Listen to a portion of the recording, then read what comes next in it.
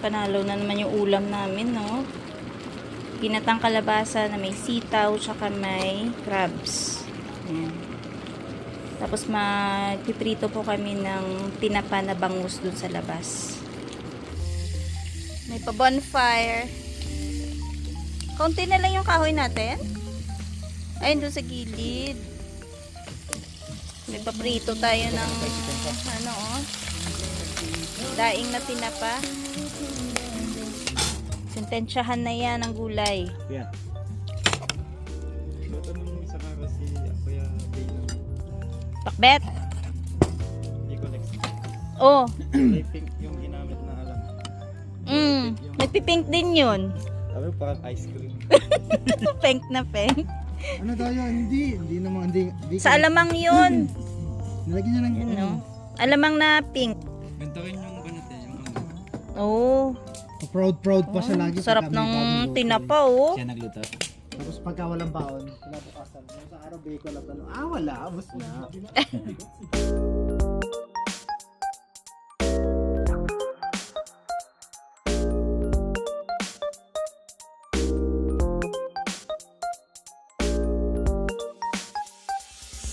Umupo ka, brother. Dito, Po na Enzo. pa. Dito, dito.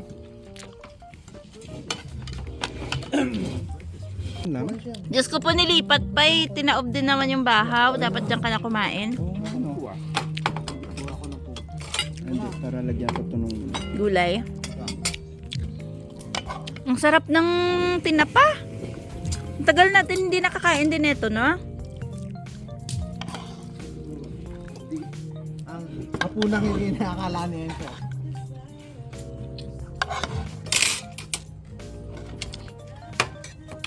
By the bonfire. Wow. No, malagkit na ang kalabasa. Matamis pa. Bumili ako ng talong nakasiling.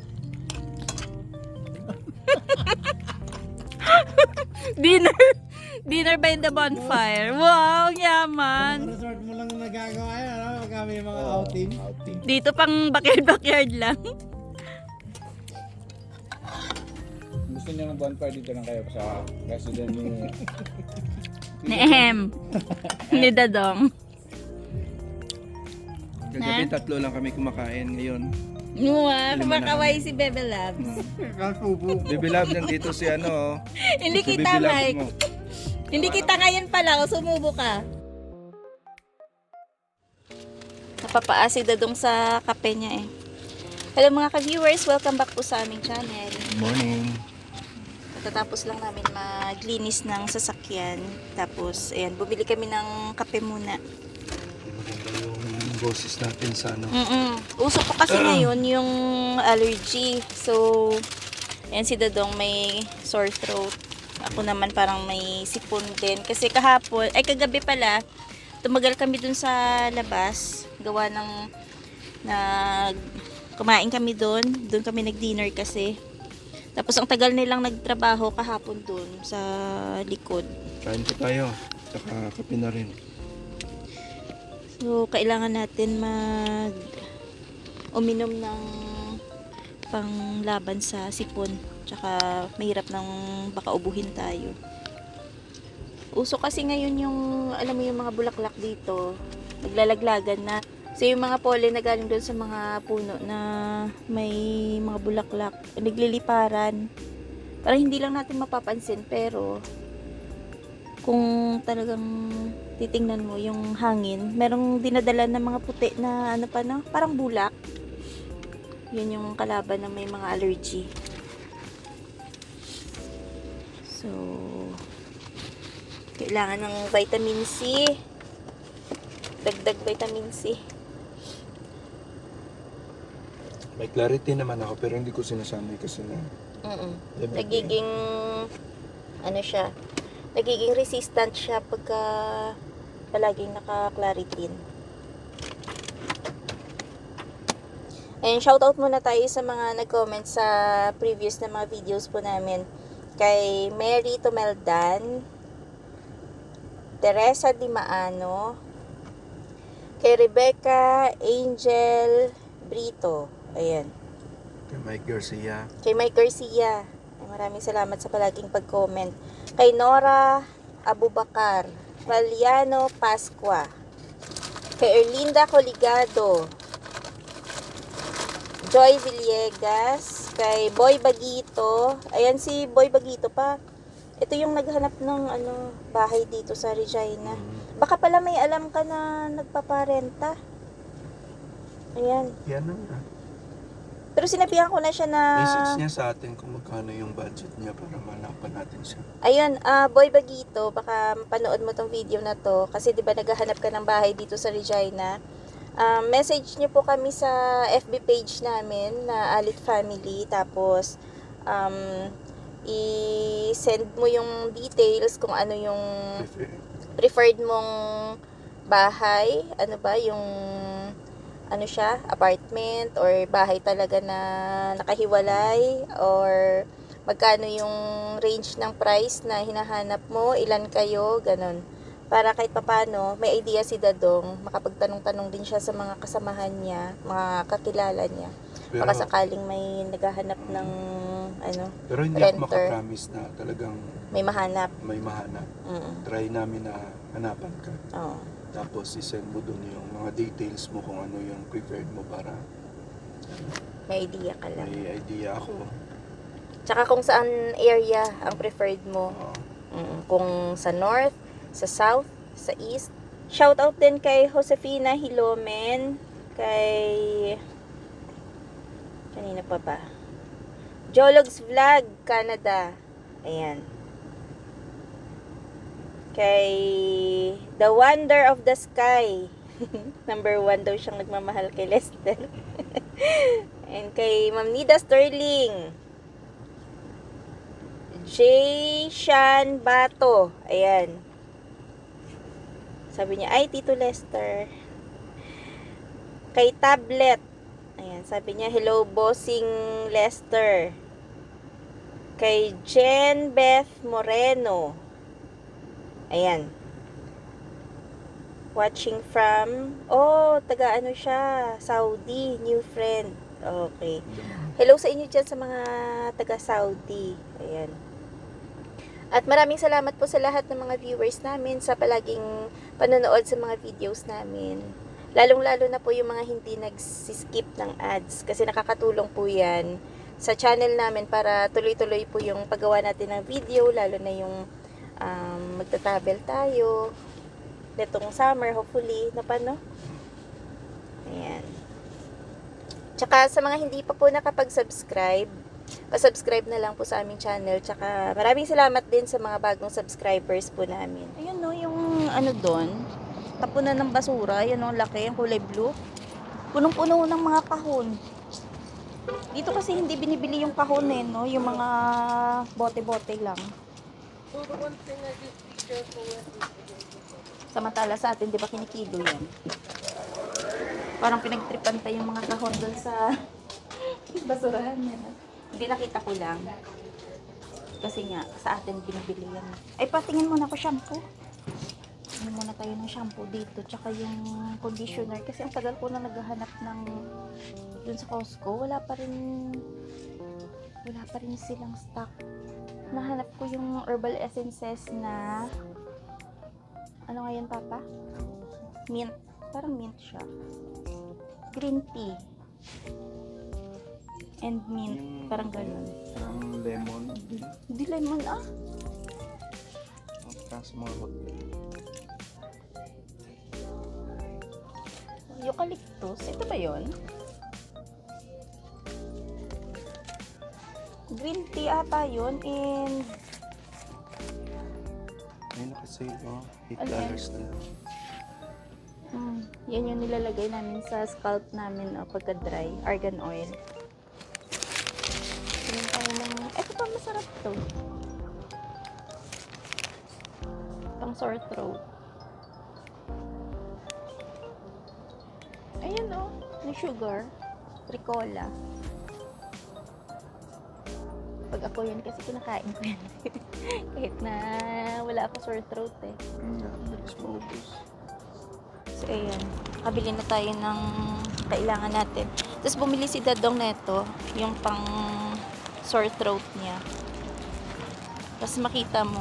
Alam niyo yung ganito lang, $12 to. Tapos yung tax niya, $1.13.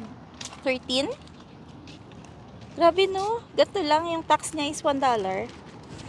Ang bango dito sa loob ng sasakyan na may kape. Maganda kasi to sa hair. Tsaka gustong gusto ko yung amoy, parang relaxing siya kasi minty. Parang ganito yung sinusupply nun sa hotel eh. Kaya nagustuhan namin. Parang kumakapal yung panot ko eh. Uy, saan na yung isa mo? Yung maliit? So, Ayan, patingin. Hindi yan. Yun, i-spray natin. Ayan. Ito yung ginagamit namin pang lagay dito sa mga anit namin sa scalp para hindi siya ma-dry. Dati kasi nung, lalo pagka winter, pagka, di ba, ang pinapaligo natin, warm water, yung scalp natin parang nadadry. So, nang na-discover namin to, ano siya, herbal essences na argan oil. Yan, maganda siya. So, sabi ni Dado, parang kumakapal doon yung buhok niya. Ewan ko. Totoo ba? Papa? parang Lang. O baka humaba lang ng konti. pinapaasa lang ako. Pinaasa ka lang. Ang dami mo hugot. Pero depende din naman sa inyo siguro yun. Depende sa tao siguro. Depende sa... Kung hiyang o hindi. Mm. No? Yan o, Mm. sausage dyan. Ayun, no, may binibenta silang sausage. Every summer to, no? Every summer naglalabasan yung mga ganyan. Siguro may ano sila, no? Siguro may permit din yan, no? Yung mga Oo naman. ganyan. Sa atin ba, may ganyang stop din pa na all-way? Or four-way yan, di ba? Same lang sila. Ay, hindi ko alam sa atin. The drive dati. Oo nga, feeling ko yung ano talaga, yung mga traffic rules, iba dito kaysa sa Pinas, no? Parang Yung iba nga, minsan makikita mo. walang stop sa atin, Papa, no? Meron din? naman. May stop May din. mga tumatawid, pero yung sasakyan naka-go pa. Sa atin, delikado mag-drive. Pag dito Parang- ka galing, tapos magdadrive ka doon na first time, parang makukonfuse ka kasi kung red light ba, kailangan mo na mag-go or kasi di ba mayroong mga ganyan. Anong red light? Pwede ka mag-go. Hindi doon sa atin minsan, nag-uusad pa rin sila para silang Yung parang pagbakante, nag-go. Oo. Ewan ko. Kasi syempre dito, pag stop talaga, di ba? Unless Yun lang nga. kung mag-right ka. Kasi pag nag-right ka na nakastop, maliban lang kung may traffic sign siya na hindi ka pwedeng mag-right pagka red light. Dito pwede yun, no? Na naka-red siya, pero pwede kang mag-right. Huwag lang mag-left. Huwag lang mag-left. Pero minsan. Ayan, pinalitan niya ng sili. Itong pinagtaniman niya ng kamote kasi hinuhukay ng mga mababait. So instead na dito niya ilagay yung kamote, lilipat na lang niya sa timba. Dinig na dinig din dito yung tren, no? Yan, makulimlim po yung panahon natin ngayon. Para po kaming nasa lake, ayan o, yung kabilang bahay namin. Wala pa kasing nakatira dyan dahil ginagawa pa yan. Pero, bakit nga kaya hanggang ngayon di pa tapos pa yung paggawa, ano? Tapos yung dandelions, ayan o. Parang lake. Buti na lang walang ahas dito, no? Di pa naman ata dito nagpuputol ng mga damo-damo yung kabila. Dito sa Saskatchewan, parang wala kang makikitang ahas dito. Kung paano sila makatagal sa lamig. Sila masurvive Pero dito. Papa, may nakaraan may nakita tayong ahas dun sa kampingan. Ano yun? Rattlesnake? Ahas ba yan? Sabi niyo may ahas. Hindi, joke lang yun. Joke lang ba yun? Walang ahas dito. Siguro sa mga malapit sa US na mga Lugar. lugar, mayroon yan. Ayan, yung nandyan sa may puno ng mansanas, wala na yung mga tambak nila.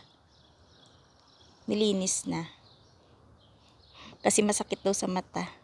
Yan ang linis na ng backyard namin. Oh. May kunting ano pa rin naman. May konting kalat pa. Ayan, pagka okay na yung beans natin, Papa, pwede mo na tanggalin yung mga sako na yan, ano? Muna yan, patubuin ko muna yan dito.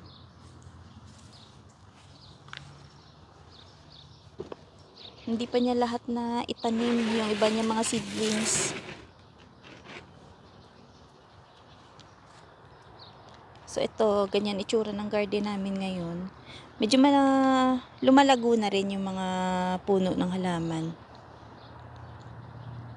Kulang lang talaga sa sikat ng araw. Kasi hindi pa tuloy-tuloy yung pagsikat talaga eh. Medyo malamig pa din eh. Yan kasi nakakaharang Mm. dito. Kasi yung araw nanggagaling dito sa east, Mm. diba? Tapos ito natrima na namin kaya kahit paano. Pag hapon naman, nakikita ko yung araw, parang konti lang yung Konti lang dyan. No? napupunta dyan. Pero pag warm talaga, kahit siguro hindi ganun ka sikat yung araw pa, okay na rin yung mga tanim natin. Pero may pumutol dito. Sino kaya pumutol dito? Dati pa yan siguro. Si Tatang no? Baka. Luma yan eh. Tapos ito yung sinasabi ko kanina na Pwedeng pinutol putulin. niya na, Ah, okay. tapos tumubo na yung mga Mm-mm. sasana. Kasi yung araw dito. For sure, pa ilang taon na yan nangyari yan. Kasi tingnan mo ang haba na. Yung Mm-mm. dito. Sikat na araw dyan sana, oh. Sana. Kung matanggal to, bagsak ng sikat nandito. Sakto sana sa talong tsaka sa mga radish. Mukhang mauunahan pa ng radish yung talong. Yung radish siguro, pwede natin itanim doon sa may harapan. Harap. Mm. Yung marami doon na Mm. lupa doon. No? Mm. Eh, may mga perennial ka dun, diba? So, Nakahiwalay naman. Nakagilid. Hindi naman tumubo. Siyempre, Papa, next na season ulit tutubo yun. Tingnan natin. Ganda rin ang pwesto namin dito kasi tahimik. Mm. Dahil wala pang tao dito sa kabila. Ay, ito. Bagong tanim niya. Bagang tanim ko to kagabi. Nakatimba na lang kasi para pwede niyang itaon dun sa sikat ng araw. Kaya dito nakapwesto eh. Kasi dito yung sikat ng araw. Ayan, bakante dito eh. Yung itong area pala to, ganda ko sense. Kaya lang hindi kami pwede maglagay ng Plant garden box. dito kasi ito yung Tambayan. pwesto namin kapag nag-get together kami. Pagalitan ka na may-ari. Kung sa'yo lang to, malamang hinukay mo na yan dito. Pagalitan tayo ng Landlord. pagalitan tayo ni landlord. Baka ma-evict tayo sa ano. Baka mapatalsik ka sa bahay ni Kuya. Yung kamatis na to, ang gaganda. Tingnan nyo yung itsura niya, oh. Green. Green na green. Anong pangalan nito? Ah, Better Bush Tomato. Oh, ayan oh, green na green siya, oh. Tapos mataba. Yung type ng kamatis na to, yung lalaki siya, pag lumaki na siya, pag ando na siya sa stage na magbubulaklak siya, bubulaklak siya lahat. So, parang isahan Tapos, lang. tapos bubunga siya lahat. So, parang one time lang. Mm. Dito muna tayo sa labas.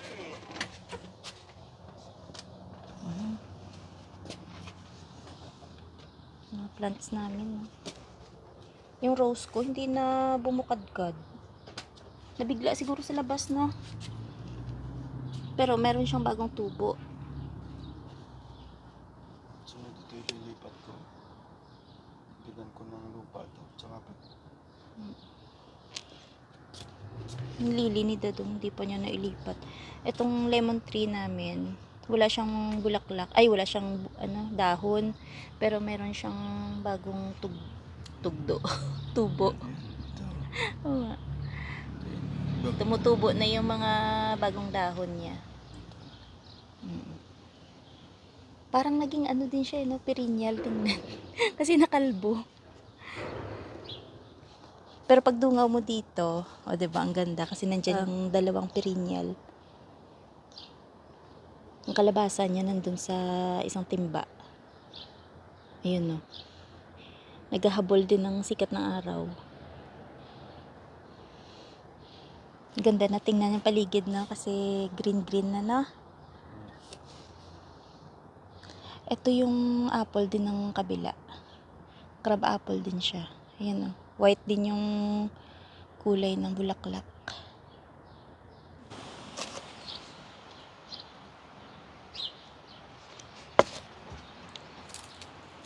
Natuyo na talaga yung bulaklak niya pa, no? Kaya dapat ilipat mo na to sa lupa pa eh. Kasi baka mag-bloom ulit siya, hindi kaya? Saan niyo ba gusto itanim yan? Ito doon sa mga gilid-gilid. Maganda yung area dito. Nung doon sa kabila dati, parang ganun din naman, pero medyo malapit kasi doon sa tunog ng sasakyan dahil ano eh, kabilang kanto Sobrang lang lapit, nun. oh. Kabilang kanto lang nun is ano na, main na daanan ng sasakyan. Sa tambayan natin, hagdan na kaagad. Mm-mm. Di katulad dito na May privacy ka. marami kaming option. May harap, meron likod. Doon kasi pagka nasa hagdan ka, syempre nakakaya kasi kabilaan nun, daanan ng kabilang bahay din.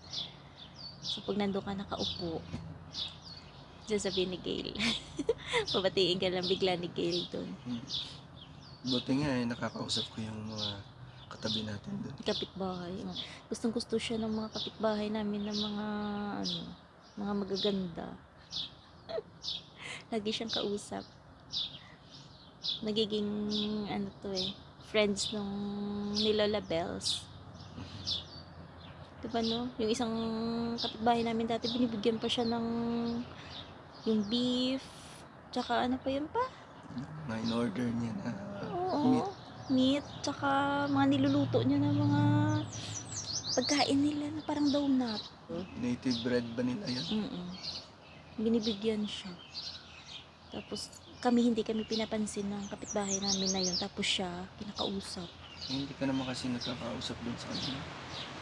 Hindi, Hindi ka naman masyado lumalabas. hindi, tsaka paano, parang hindi sila approachable. Unlike kay Gail na malayo ka, pangingiti na, sila parang hindi approachable. Ano sila, yung mga taga dito talaga na mga ano, mga native Siyempre dito. dapat kasi kausapin mo rin sila, kamustahin mo sila, ano. Kasi siyempre ayaw din nila mag-approach so unay. Pag in-approach mo sila na hindi ka na in-approach, hindi sila nag-reply sa'yo. Eh, huwag ka na magkausap sunod. Ganun lang naman yun. Siyempre sa first time kasi parang intimidate ka dahil nga mga Canadian sila. Sorry. Tsaka ano, yung itsura nila parang ano, hindi nga approachable. Parang napaka Pero ano sila, yung okay sila kausapin. Yung Alam mo, itsura lang naman matapang. yun. Kaya nga yung tao hindi mo ma-judge sa unang tingin. At saka hindi mo pwede i-judge na hindi mo pa nakakausap kasi yung pwedeng sa itsura lang niya. Yes. Pwedeng sa itsura lang siya suplada, no? Kasi katulad ng kapitbahay natin, akala natin ano sila parang intimidating ba? Pero hindi naman nung nakakausap ko sila. Lola Gail, si Lola Gail palaging nag-aabang yan doon kay Dadong. Eh ngayon, hindi na si Dadong doon nakakapunta. Sa sunod puntahan mo nga yun, si Lola Gail. Doon sa likod lang. Ay, hindi, alam ko na. Pag nagtanim si Jason. Pag si Jason, ano na, pag okay na yung mga tanim niya doon, kunyari, bisitahin mo para kausapin ka doon ni Gail. Kasi si Gail, pag nandun niya si Dadong sa likod, talagang lumalabas din yan. Kunyari, basa-basa ng book doon. Basta talaga siya. Tsaka gusto niya may kausap talaga. Kasi bihira lang siya napupuntahan dyan ng anak niya, tsaka yung apo niya eh. Nag-iisa lang kasi siya sa ano niya. Sa Bahay. bahay niya. Nakakaawa din yan, no? Ang hirap dito pag tumanda ka na nag-iisa ka lang sa bahay. Tapos, napupuntahan na siya ng anak niya pagka minsan Free time. parang mga Family day. Mother's Day, Occasional lang. Christmas, ganun lang. Ganun sila ka-busy dito yung mga Canadian. Halos hindi siya nadadalaw ng anak niya tsaka apo niya.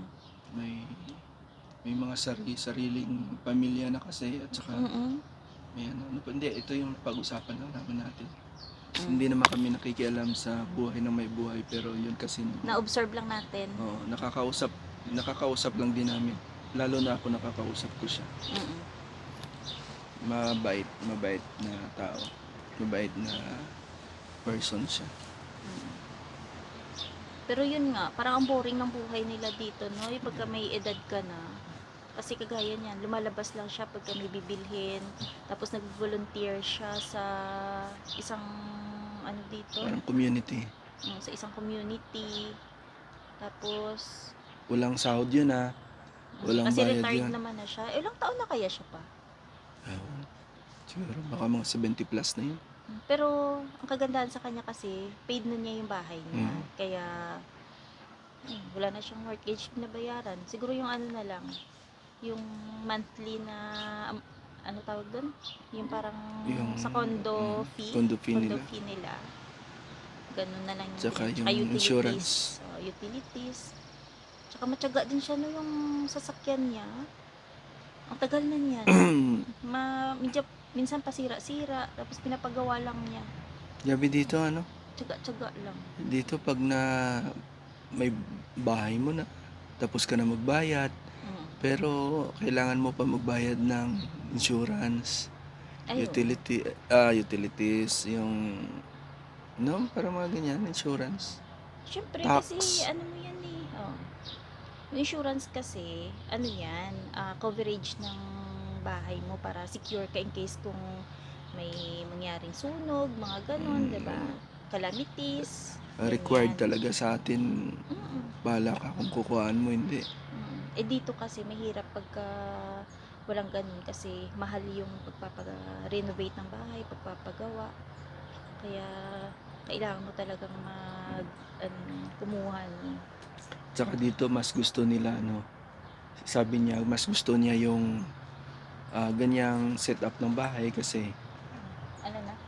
sabi niya mas gusto niya yung ganyang setup ng bahay kasi hindi niya na kailangan na magpala, Maglinis. Ay, oo. kung Gusto niya yung mag-mower. parang Yeah. apartment or condo type na bahay kasi dyan merong maintenance. So may nagpapala pagka winter, tapos may nagmo-mower ng pag yung sa summer, likod nila, may tsaka dyan sa harap naglilinis. ng mga grass. So hindi niya na kailangan magpakahirap pa para malinis yung paligid niya. Yung Tapos pati yung bintana pa, nag-spring cleaning, mga ganun. meron naglilinis ng mga salamin, Mm. lahat. Kasi may association sila, no? Dyan sa ilang units na yan. Kahit Well, yung mga matatanda dito na mga retired na, dito karamihan pinipili nila na mag home for the aged na. care home. Parang care home. Care home talaga dito. Care home pala. Parang sila yung sinisilbihan. Mm. Hindi na nila kailangan na sila mismo yung kikilos para sa sarili nila. So, merong nakalagay dun sa mailbox namin. Panay, ano yan, deals for the week. Kanya ng Canadian Tire, Costco. Ayan. So, minsan, kung hindi kami nakakapunta sa mga store, dito kami tumitingin sa mga nilalagay sa mailbox kung may ano ba. Yung mga sale. Ganyan, no? Pwede, Father's Day special. Ano pa Father's Day? Ano ba? Advance mag-isip. Ano ba yung Father's Day sa akin? Special. Kahit ako walang binigay sa'yo. may bibigay ako sa'yo. Paso. Nabilaukan. Paso. Ihagis ko sa'yo. At least may bulaklak yun. Dadam. May bulaklak yun. Kasama nga lang paso. Sweet mo naman. Siyempre. Bulaklak pa yun. May mga tinik-tinik pa yun pa. So, tingin ka na muna dyan. Magluluto muna ako ng gulay. Hanggang dito na lang po muna yung aming video for today. Maraming salamat sa palaging panonood. Ingat-ingat. Bye-bye. Bye-bye ka viewers. Sakit yung lalamunan ko. Obsensya na kayo. Ngarag yung boses niya.